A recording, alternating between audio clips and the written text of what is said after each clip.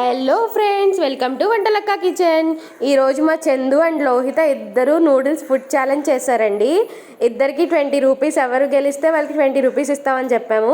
పక్కన చూసారా, వాళ్ళు దాచుకుంటున్న డిబ్బీలు కూడా పక్కన పెట్టుకొని నూడిల్స్ అండ్ ఫాంటా డ్రింక్ కూడా వేసుకొని పెట్టుకున్నారు ఛాలెంజ్.